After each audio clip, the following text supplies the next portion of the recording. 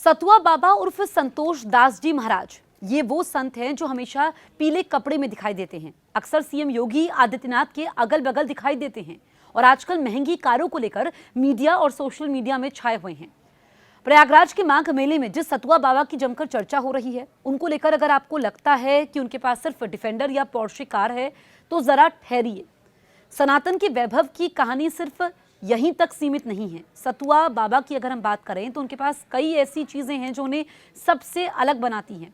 उनकी तस्वीरें आप कभी प्राइवेट जेट में देखेंगे तो कभी महंगी गाड़ियों में। कौन है सतुआ बाबा और क्या क्या चीजें उनके पास मौजूद हैं, चलिए आपको बताते हैं।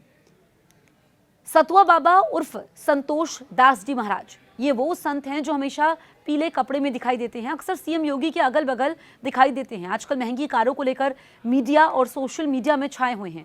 बहुत से लोग सतुआ बाबा के बारे में ये जानते हैं कि वो काशी के रहने वाले सीएम योगी के करीबी संत हैं, लेकिन सतुआ बाबा की कहानी सिर्फ यहीं तक सीमित नहीं है।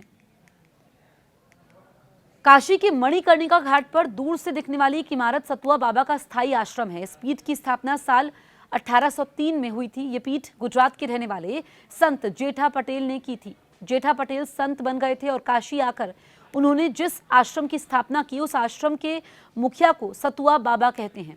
इस आश्रम में बटुकों को वैदिक शिक्षा दी जाती है। आज उसी पीठ के मुखिया संतोष दास उर्फ सतुआ बाबा हैं।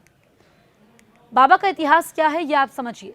संतोष दास यूपी के सीमावर्ती ललितपुर जिले के साधारण ब्राह्मण परिवार से आते हैं। मात्र 11 साल की उम्र में परिवार छोड़ दिया, काशी आ गए।